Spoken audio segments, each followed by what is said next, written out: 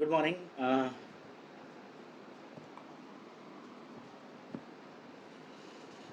Dear myself, Dr. Pavan Kumar. I'm basically I did my UG from Himalaya Ayurvedic College, Medical College, Rishikesh, Dehradun, and after that I have completed my MD degree in Department of Samhita Siddhanta in the year of 2017. After that, I worked in FS Ayurvedic Medical College, Shikohabad as an assistant professor in the Department of Samhita Siddhanta, and after that, uh, since 1.5 year, last 1.5 year, I am working in Major Ajit Singh PG Ayurvedic Medical College as assistant professor in the Department of Samhita Siddhanta. So, as we all know that the season is coming for the fever. Different form में fever भी आपको देखने को मिलेगा. Season start हो चुका है already almost. अभी टाइफॉइड फीवर, डेंगू फीवर और chikungunya fever, malaria fever, different type के फीवर्स अभी आना स्टार्ट होंगे. So through Ayurveda, for Ayurvedic scholar and Ayurvedic physician, being Ayurvedic physician and scholar, कैसे इन सारे फीवर्स को हम मैनेज करें थ्रू प्योर आयुर्वेदा. सो वही चीज़ मैं आपको समझाना चाह रहा हूँ. So first will do start करेंगे. फीवर कई सारे फॉर्म में आपको देखने को मिल सकता है. हो सकता है ये एज ए इंडिविजुअल डिजीज़ हो, जैसे जो लाइफ में आपको देखने को मिलते हैं, क्लिनिकल प्रैक्टिस में आपको देखने को मिलते हैं कि आपको डेंगू फीवर मिल रहा है, मलेरिया फीवर मिल रहा है, और आपको टाइफॉइड फीवर मिल रहा है, चिकनगुनिया फीवर मिल रहा है, या वायरल फीवर मिल रहा है.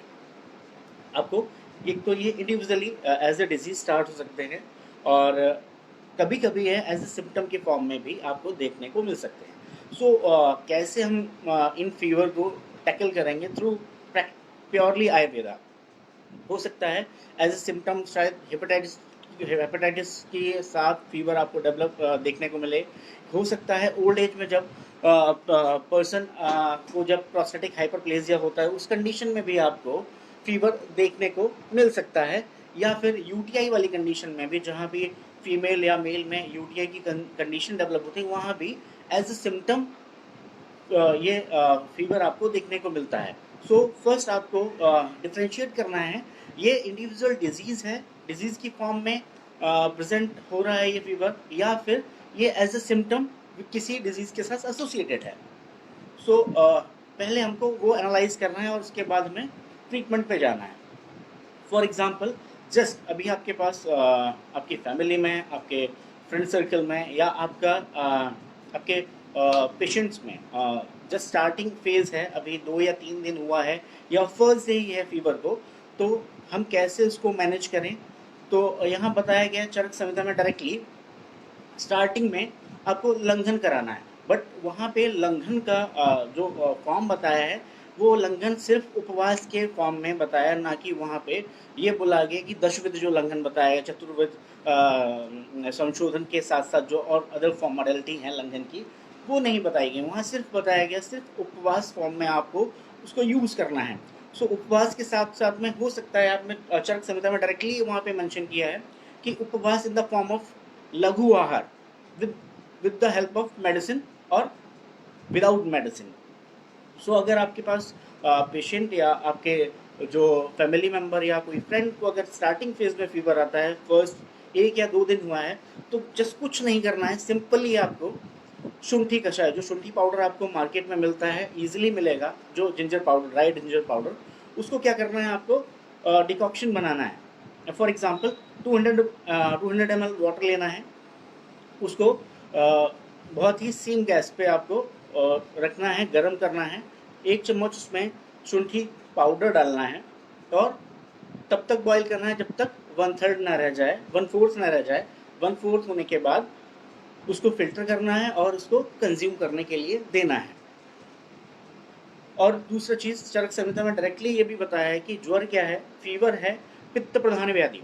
सो अगर पित्त को शमन करने के लिए थोड़ा सा टेस्ट डेवलप करने के लिए शुंठी कषाय में आप हो सकता है आप सिता या मिश्री को आप ऐड कर सकते हैं, क्योंकि सिता क्या होता है, सिता मिश्री पित्त शामक है और ज्वर भी क्या है, पित्त समुद्भव व्याधि है, आमाशय से उत्पन्न है। आमाशय के लिए हम शुंठी कषाय यूज करेंगे, क्योंकि क्या कर रहा है, शुंठी कषाय दीपन और पाचन दोनों काम करता है। और साथ साथ में जो हमारा सिता है, सिता हम यूज कर सकते हैं एज ए पित्त शामक, या थोड़ा सा टेस्ट डेवलप करने के लिए भी पेशेंट को, क्योंकि थोड़ा सा बिटर पंजन टेस्ट होता है शुंठी कषाय का, सो उसको कम करने के लिए भी हम सिता का यूज कर सकते हैं। सो लगभग 2 या 3 दिन तक हम फ्रिक्वेंटली ये 3 to 4 टाइम्स हम पर्सन को शुंठी कषाय देने के लिए एडवाइस करेंगे। उससे होगा क्या, मेनली जो ज्वर है स्टार्टिंग फेज में हमें सबको पता है कि सामदोष पित्त के अनुबंध से सामदोष डेवलप होता है और उसकी वजह से ही फीवर डेवलप हो रहा है। तो शुंठी कषाय क्या है, साम या आम दोष की वजह से आम का पाचन करने वाला होता है। तो हो सकता है 2 या 3 दिन में इजिली, अगर कोई भी पैथोलॉजिकल कंडीशन नहीं है तो फीवर डेफिनेटली 2 या 3 दिन में अपने आप सबसाइड हो जाएगा।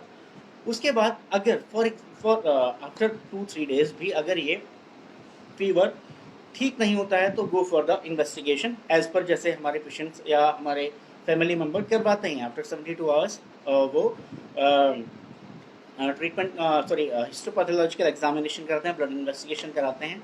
फॉर एग्जांपल आफ्टर 72 आवर्स या 2 या 3 दिन के बाद पेशेंट पार्टी ने या आपके जो फैमिली मेम्बर का आपने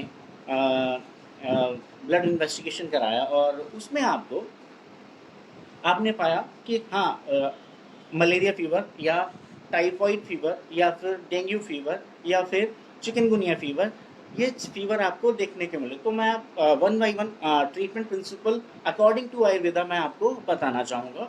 सो सपोज दैट आपको मलेरियल पैरासाइट आपको ब्लड में देखने को मिला। जनरली 2 टाइप के पैरासाइट आपको देखने को कॉमनली फीवर देखने को मिलते हैं।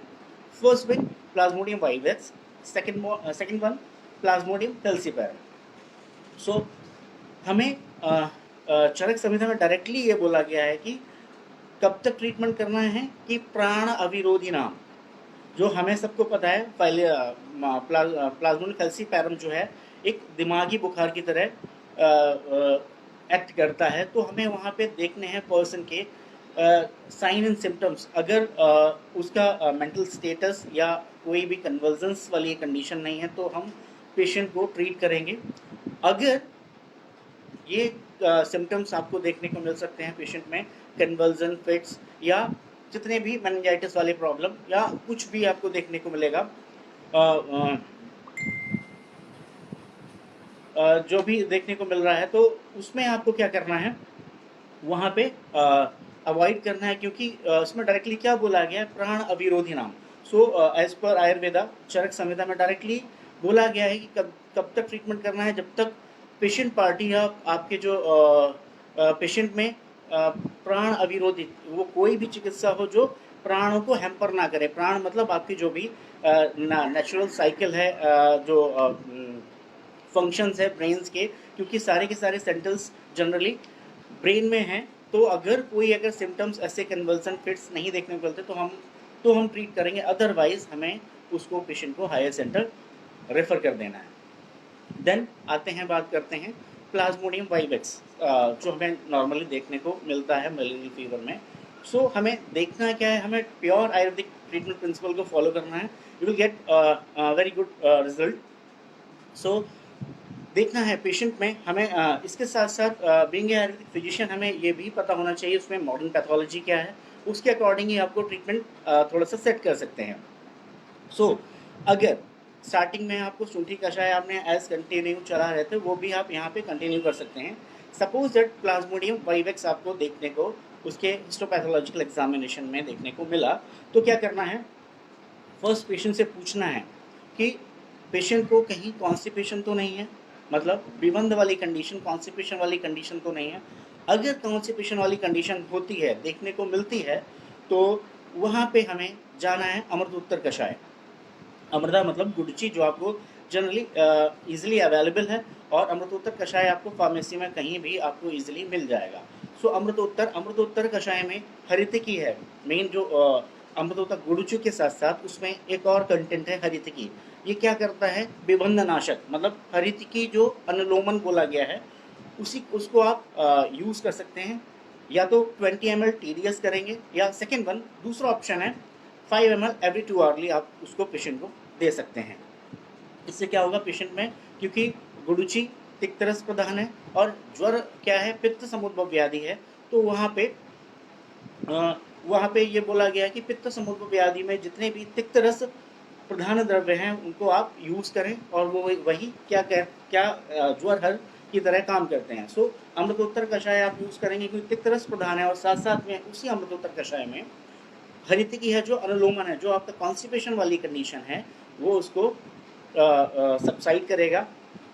साथ साथ में अगर क्या और सिम्टम्स देखने को मिलते हैं, वो अगर हो सकता है पेशेंट में फ्लैटुलेंस वाली कंडीशन मिले, या फिर पेशेंट को हो सकता है क्योंकि लेटर स्टेज में मलेरिया में होता क्या है कि हीमोग्लोबिन काउंट भी कम हो जाता है, क्योंकि वहाँ पे जनरली मलेरियल फीवर में हीमोग्लोबिन जो है उसका ब्रेक डाउन होता है, और वो डंप कहाँ किए जाते हैं, स्प्लीन में। सो अगर आपको उसको प्रिवेंट करने के लिए आप पेशेंट को, या फिर फ्लैटुलेंस वाली कंडीशन भी डेवलप हो उसको भी प्रिवेंट करने के लिए पेशेंट को आप द्राक्षा कषाय आप यूज़ करने को दे सकते हैं, द्राक्षा कषाय विद अमृतोत्तर कषाय। सो डिवाइडेड डोज हो जाएगा 10 ml द्राक्षा कषाय और 10 ml Amritottara kashaya to prevent flatulence and improve RBC production. या क्योंकि वो नेचुरल प्रोसेस है, मलेरिया फीवर है, वहाँ नेचुरल प्रोसेस है कि आरबीसी का ब्रेकडाउन होना कंफर्म है। सो उसको प्रिवेंट करने के लिए या उसको प्रमोट करने, आरबीसी प्रोडक्शन को प्रमोट करने के लिए आप द्राक्षा कषाय का यूज़ कर सकते हैं। देन थर्ड वन, इसी डिजीज़ की पैथोलॉजी में, मलेरियल फीवर की पैथोलॉजी में आपको देखने को मिलेगा कि जब आरबीसी का ब्रेकडाउन होता है और वो कहाँ डंप किए जाते हैं, स्प्लीन में। सो स्प्लीनोमेगाली आपको माइल्ड, मॉडरेट और सीवियर टाइप की स्प्लीनोमेगाली जनरली देखने को मिलती है एज पर क्लिनिकली आपको ये असेस करना पड़ता है। एब्डोमिनल एग्जामिनेशन करने के बाद देखना है कि उसमें स्प्लीनोमेगाली किस लेवल की है, माइल्ड है, मॉडरेट है और सीवियर है।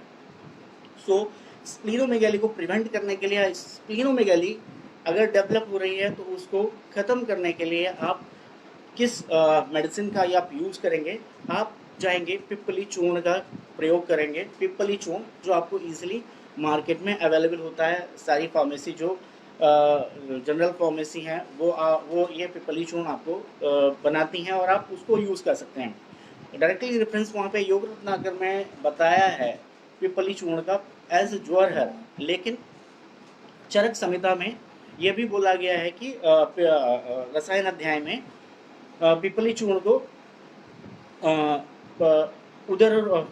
प्लीहोदर नाशनम, प्लीहोदर मतलब स्प्लीनोमेगाली का नाश करने वाली, और योग रत्नाकर में हमें ये रेफरेंस भी मिल जाता है कि पिप्पली को ज्वर हरि भी बताया गया है। तो हमारे यहाँ पे दोनों लॉजिक फिट बैठ गए हैं कि स्प्लीनोमेगाली अगर है तो डायरेक्ट रेफरेंस हमारा चरक संहिता रसायन अध्याय में भी है, और वहाँ उदर चिकित्सा में, प्लीहोदर वाली कंडीशन में वहाँ बताया गया है कि पिप्पली चूर्ण का आप यूज़ करें। तो पिप्पली चूर्ण का आपको यूज़ कैसे करना है, जैसे आप सभी को पता है standard dose 10 to 12 gram standard dose है पर डे की, तो उसको डिवाइडेड डोज में विद हनी आप पेशेंट को आफ्टर फूड एडवाइस कर सकते हैं। 3 ग्राम या 2 gram 2.5 gram with honey 2 to 3 time per day आप पेशेंट को दे सकते हैं। तो ये बात हो गई आपकी मलेरियल फीवर की। अगर फैल्सीपैरम है तो जैसा मैंने पहले बोला, अगर तब तक आपको ट्रीटमेंट करता है प्राण अविरोधी, नाम चरक में डायरेक्टली मेंशन है प्राण अविरोधी, जब तक प्राण हैम्पर नहीं हो रहे हैं, आप उसकी पर्सन की जो मेंटल एबिलिटी है, मेंटल फंक्शन है, वो प्रॉपरली काम कर रहे हैं, तब तक ही पेशेंट को आपको ट्रीट करना है। अदरवाइज पेशेंट को आपको हायर सेंटर के लिए रेफ़र करना है। अब हम आते हैं नेक्स्ट डिजीज़। अगर आपको फॉर एग्जांपल आफ्टर इन्वेस्टिगेशन 2-3 दिन तक आपको साथ में तो मलेरिया के फीवर में आपको क्या क्या चीज़ करना है, शुंठी कषाय कंटिन्यू करना है, साथ में अगर बेबंद वाली कंडीशन है तो अमृतोत्तर कषाय शुरू करना है, और अगर वहाँ पे आरबीसी ब्रेकडाउन हो रहा है, फ्लैटुलेंस वाली कंडीशन है, ये जनरली सिम्टम्स पेशेंट में देखने को मिलते हैं। तो आपको द्राक्षा कषाय प्लस अमृतोत्तर कषाय आपको यूज़ करना है। साथ में ही अगर स्प्लीनोमेगाली देखने को मिल रही है, स्प्लीनोमेगाली को प्रिवेंट करने के लिए कोई सिम्टम आ रहे हैं, तो आपको पिपली चूर्ण का यूज़ करना है आफ्टर फूड विद हनी। अब आती है बात हमें जनरल नेक्स्ट फीवर बताया गया है कि अगर कोई फीवर इन्वेस्टिगेशन किया और आपको मिला कि वो पेशेंट डेंगू फीवर से सफ़र कर रहा है, तो क्या लाइन ऑफ ट्रीटमेंट होना चाहिए एज पर आयुर्वेदा। यहाँ पे डायरेक्टली फर्स्ट हमें ये समझना है कि डेंगू फीवर एक्चुअली है क्या as per Ayurveda. Dengue fever कुछ नहीं है, सिर्फ रक्त पित्त वाला रक्त पित्त व्याधि है। क्योंकि चाहे चरक संहिता हो, चाहे सुश्रुत संहिता हो, चाहे अष्टांग हृदय संहिता, जो संहिताएं हैं वहाँ पे डायरेक्टली बोला गया है ज्वर के बाद रक्त पित्त का वर्णन किया गया है। सो डेंगू फीवर क्या है? कुछ नहीं है, सिर्फ एक टाइप है रक्त पित्त का। हम उसको आयुर्वेदा के फॉर्म में उसको समझ सकते हैं। कैसे? क्योंकि डेंगू फीवर में भी स्टार्टिंग फेज में क्या होता है, फीवर आता है, देन आफ्टर डिजीज प्रोग्रेस करती है तो वहाँ पे ब्लीडिंग डिसऑर्डर देखने को मिलते हैं। ब्लीडिंग डिसऑर्डर कहीं से भी हो सकता है, चाहे वो नेजल ब्लीडिंग हो, चाहे वो पररेक्टल ब्लीडिंग हो, चाहे वो एब्डोमिनल ब्लीडिंग हो, चाहे आई से ब्लीडिंग हो, कहीं से भी ब्लीडिंग हो सकती है। डेंगू फीवर में भी सेम चीज़ हमारी चरक संहिता, सुश्रुत संहिता और अष्टांग हृदय संहिता, वहाँ पे भी बताया गया है कि ज्वर के बाद जब रक्तपित्त को एक्सप्लेन किया गया तो रक्तपित्त में भी वहाँ डायरेक्टली बताया गया कि रक्तपित्त में भी ऊर्ध्व रक्तपित्त हो सकता है, अधोक या तिर्यक, कहीं से भी ब्लीडिंग डिसऑर्डर डेवलप हो सकता है।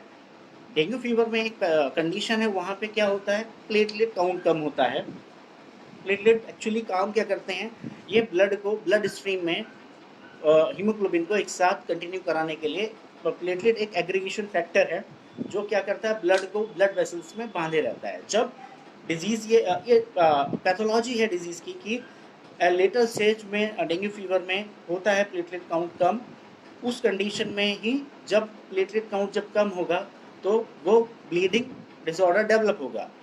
सेम चीज़ वहाँ चरक संहिता में भी बताई गई है कि ज्वर फर्स्ट डेवलप होता है, देन रक्तपित्त डेवलप होता है, क्योंकि दोनों निदानार्थक रोग की तरह भी वर्क करते हैं, ज्वर से रक्तपित्त का होना। सो हमारी एक थ्योरी यहाँ पे स्टैब्लिश हो जाती है कि हमें ज्वर के बाद रक्तपित्त होना, ये डेंगू फीवर में हम उसको एज ए देख सकते हैं कि रक्तपित्त कुछ नहीं है, एक डेंगू फीवर की फॉर्म है। तो हमें करना क्या है, लाइन ऑफ ट्रीटमेंट बहुत सिंपल है।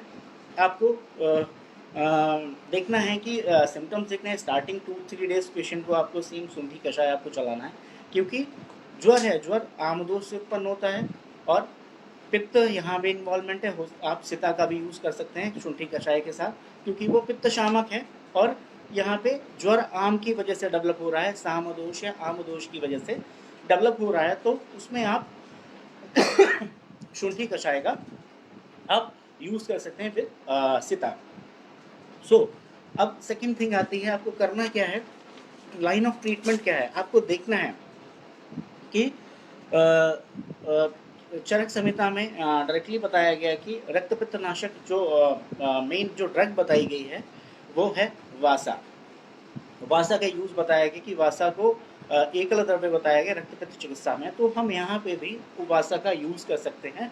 बट हम पहले बात करते हैं कुछ और जो मेडिकेशंस हमारे अष्टांग हृदय संहिता में बताया गया है, कॉम्बिनेशन ऑफ ड्रग। अगर स्टार्टिंग फेज में कॉन्स्टिपेशन है तो आपको अमृतोत्तर कषाय और पटोल कटुकरोनी आदि कषाय,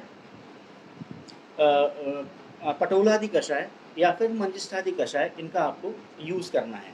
ये हम कॉम्बिनेशन फॉर्म में यूज़ कर सकते हैं। चाहे आपको अगर कॉन्स्टिपेशन वाले सिम्टम मिल रहे हैं तो अमृतोत्तर कषाय ले सकते हैं। पटोल कटुकरोनी आदि, पटोल कटुकी और रोहिणी तीनों ही क्या है, तिक्त रस द्रव्य हैं।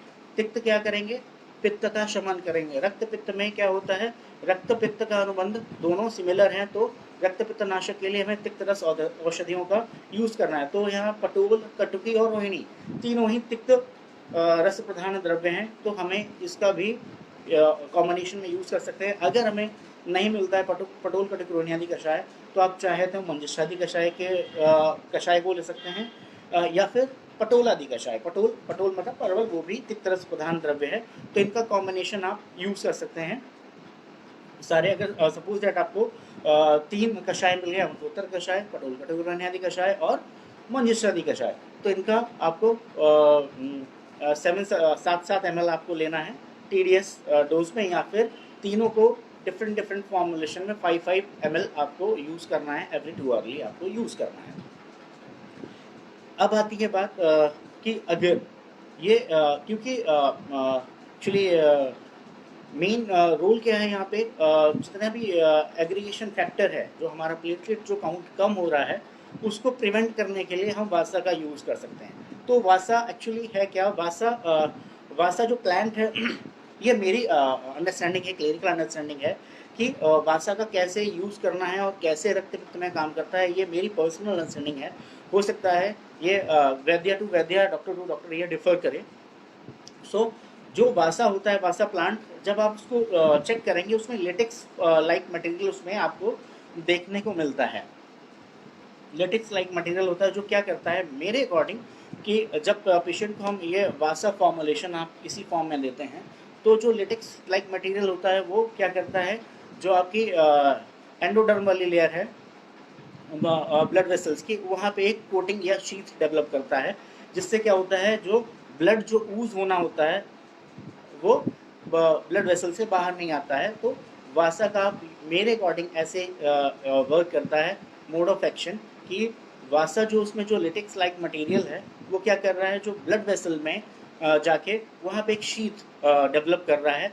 शीट जो क्या करती है, जो प्रिवेंट करती है ब्लड को ब्लड वेसल से बाहर आने के लिए। सो हमारे एग्रीगेशन जो फैक्टर है, क्योंकि ब्लड का एक कंपोनेंट है प्लेटलेट्स भी, तो हमने क्या किया, अगर शीट एक डेवलप कर दी हो गई, तो ब्लड के साथ साथ जो प्लेटलेट भी जो बाहर आ रहे थे, कम हो रहे थे, जो बाहर आ रहे थे, तो वो भी उसको भी प्रिवेंट करने में हमें हेल्प होगा। तो हम ब्लीडिंग डिसऑर्डर को प्रिवेंट करने के लिए वासकासव या वासकारिस्ट का आप यूज़ कर सकते हैं, या वासा अवलेह का भी आप यूज़ कर सकते हैं। देन सेकेंड फॉर्म मिलती है आपको डेंगू फीवर के साथ साथ एक और फॉर्म है सिमिलर वेक्टर है, जो चिकनगुनिया फीवर आपको चिकनगुनिया वाला फीवर आपको देखने को मिलता है प्रैक्टिकली। तो अगर चिकनगुनिया क्या है, चिकनगुनिया में फीवर होता है विद मल्टीपल जॉइंट पेन, वहाँ पे आपको देखने को मिलता है। फीवर तो पेशेंट में होगा ही, लेकिन साथ साथ में मल्टीपल जॉइंट पेन हो सकता है पेशेंट में। पेशेंट कंप्लेन करे आपके पास कि मेरे लार्ज जॉइंट्स में पेन है, स्मॉल जॉइंट्स में पेन है, या फिर फिंगर्स के जॉइंट्स में पेन है, तो ये चिकनगुनिया का डायरेक्ट सिम्टम देखने को आपको पेशेंट कंप्लेन करता है कि ये सिम्टम उसमें देखने को मिले। तो चिकनगुनिया फीवर को हम आयुर्वेदा पॉइंट ऑफ व्यू से ऐसे ट्रीट करेंगे, जो हमारे जो मैंने अभी ऊपर जो कषाय बताए वो आप कंटिन्यू करेंगे, क्योंकि सेम चीज़ है। डेंगू और चिकनगुनिया लगभग सिमिलर सिम्टम्स होते हैं, सिमिलर वेक्टर है, एक ही फैमिली के वेक्टर की वजह से ये हो रहा है। बट वहाँ पे ब्लीडिंग डिसऑर्डर था और यहाँ पे आपको जॉइंट पेन देखने को मिलता है, लेकिन फीवर परसिस्ट रहता है। तो फीवर को प्रिवेंट करने के लिए आप चाहो तो अमृतोत्तर कषाय, पटोल कटक रोहिणी कषाय, पटोलादि कषाय और मंजिष्ठादि कषाय आप यूज़ करेंगे। साथ साथ में होता क्या है, जॉइंट पेन यहाँ पे जो आयुर्वेदिक अंडरस्टैंडिंग है, 2 वजह से वहाँ पे पेन आपको जॉइंट पेन देखने को मिलता है। फर्स्ट कंडीशन हो सकता है ये जॉइंट पेन आपका साम दोष की वजह से हो, जहाँ आम दोष क्या करते हैं, जॉइंट में सल्टर करते हैं, जॉइंट में स्थान संशय करते हैं और वहाँ पे जॉइंट पेन डेवलप करते हैं। सेकेंड थिंग, आवरण की वजह से भी जॉइंट पेन डेवलप होता है। तो 2 कंडीशन है यहाँ पे, एक साम या आम दोष की वजह से। हमें ये डिफ्रेंशिएट करना है किसकी वजह से ये प्रॉब्लम हो रही है। अगर साम दोष की वजह से जॉइंट पेन हो रहा है तो कुछ नहीं करना है, सेम जो शुंठी कषाय है वो कंटिन्यू आपको यूज़ करना है, क्योंकि हमें पता है कि शुंठी कषाय आम दोष पाचन करता है, दीपन पाचन के साथ साथ आम दोष का भी वो पाचन करता है। तो हमें अगर जॉइंट पेन साम दोष की वजह से है, आम दोष की वजह से है, तो इसमें आपको शुंठी कषाय का ही यूज़ करना है। अगर ये प्रैक्टिकली आपको देखने को मिलेगा। पेशेंट अगर joint pain because of arm दोष है तो पेशेंट को आप शुंठी कषाय दीजिए, 3-4 दिन तक पेशेंट को जॉइंट पेन में बहुत रिलीफ मिलेगा। तो दैट मीन्स वो आर्म दोष की वजह से है। अगर फिर भी पेशेंट में जॉइंट पेन स्टिल परसिस्ट रहता है तो क्या करना है, तो हमें समझना है कॉन्सेप्ट ऑफ आवरण। तो आवरण का कॉन्सेप्ट जो चरक चिकित्सा 28 चैप्टर में आपको आवरण का कॉन्सेप्ट वहाँ पे बताया गया है। तो आवरण को हटाने के लिए हमें चरक संहिता, अष्टांगहृदय संहिता दोनों में डायरेक्टली बताया गया कि आवरण को खत्म करने के लिए बेस्ट ड्रग एरंड तेल बताया गया, एरंड तेल। तो पेशेंट को क्या करना है, एरंड तेल का यूज करवाना है, क्योंकि एरंड क्या करता है, आवरण को तोड़ता है। जहाँ भी आवरण का कॉन्सेप्ट है उसकी वजह से अगर ज्वाइंट पेन है तो उसको वो खत्म करेगा। तो एरंड तेल को आपको पेशेंट को विद ल्यूकवार्म वाटर आपको देना है। उससे कुछ दिन में 3 या 4 दिन में पेशेंट को जॉइंट पेन में डेफिनेटली रिजल्ट मिलेगा। लेकिन साथ साथ में जो मैंने ऊपर जो कषाय बताए हैं वो आपको कंटिन्यू करने पड़ेंगे, क्योंकि सेम वेक्टर है, सेम फैमिली का वेक्टर की वजह से ये चिकनगुनिया फीवर डेवलप होता है। तो अमृतोत्तर कषाय, पटोल कटुकरोहिणी आदि कषाय, पटोल आदि कषाय या मंजिष्ठ आदि कषाय, कोई भी 2 कषाय 3 कषाय इनका कॉम्बिनेशन आप यूज़ कर सकते हैं जो इजीली मार्केट में आपको अवेलेबल होता है।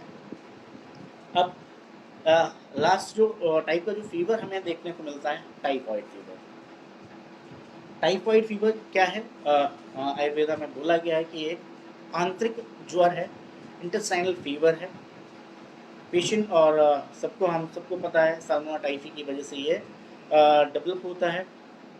यहाँ पे पेशेंट में मेनली क्या करना है, थोड़ा सा डाइट पैटर्न को भी थोड़ा ध्यान में रखना है, क्योंकि इंटेस्टाइनल फीवर है।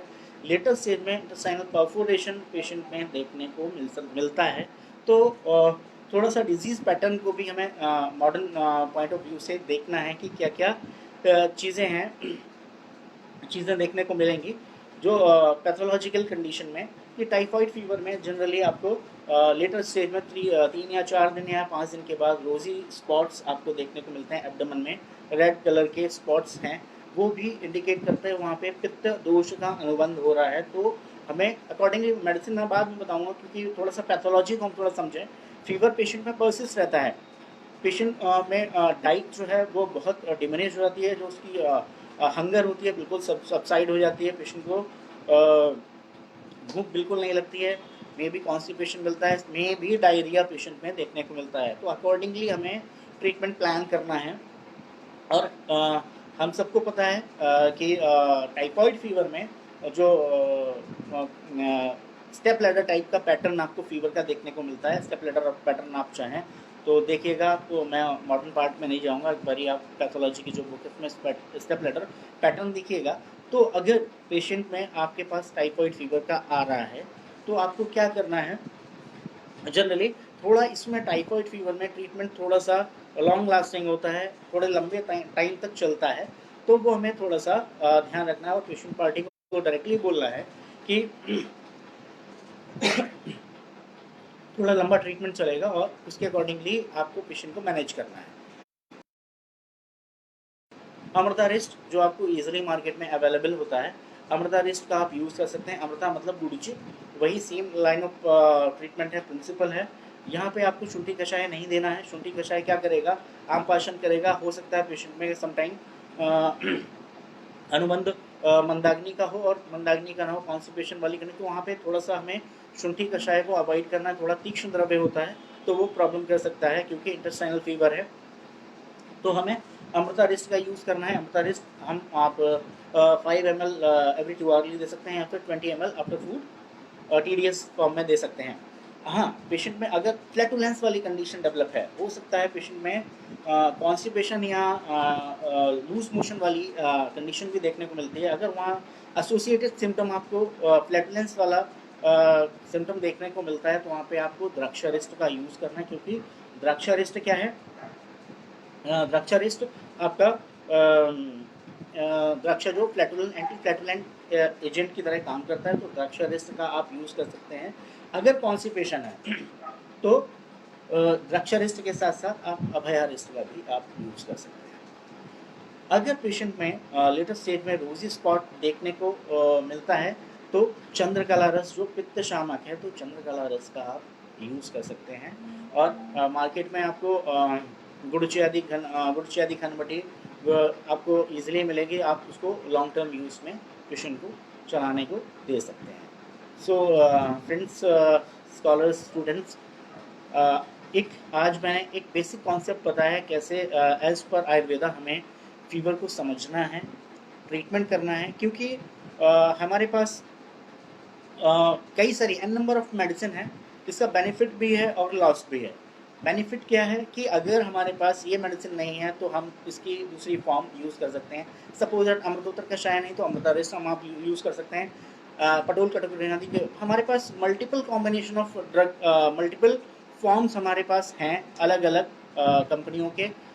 लेकिन एलोपैथिक में क्या है, सिर्फ हमारे पास एंटी पायरेटिक जो ड्रग है पैरास्टामोल, और जो अदर जो स्पेसिफिक मेडिसिन एंटीबायोटिक्स हैं, एंटीवायरल जो कॉम्बिनेशन है, एंटी मलेरियल जो कॉम्बिनेशन है, वहाँ पे टारगेट मेडिसिन है। यहाँ पे टारगेट मेडिसिन नहीं, यहाँ पे ये बात होती है कि आपको कैसे उस चीज़ को अप्रोच करना है, कैसे डील करना है। तो बेनिफिट हमारे पास आयुर्वेदिक स्कॉलर्स के पास ये है कि हमारे पास एन नंबर ऑफ मेडिसिन हैं अकॉर्डिंग टू युक्ति बुद्धि पश्यति अभावन बहुकर्ण योगजान, जो आपने फर्स्ट ईयर से लेके फाइनल ईयर तक ये पढ़ा है कि बुद्धि क्या करेगी, एनालाइज करेगी, डिफरेंट फॉर्मुलेशन बना सकते हैं आप। तो आपकी सब बुद्धि पे ही डिपेंड कर रहा है। तो अकॉर्डिंग टू बुद्धि ऑफ वैद्य आप पेशेंट को ट्रीट कर सकते हैं और आयुर्वेदा को प्रमोट कर सकते हैं। और फीवर को, जो जनरल फीवर हमारे पास एक अंडरस्टैंडिंग नहीं है, अंडरस्टैंडिंग डेवलप करके उसमें परमुटेशन कॉम्बिनेशन करके फीवर को हम टैकल कर सकते हैं।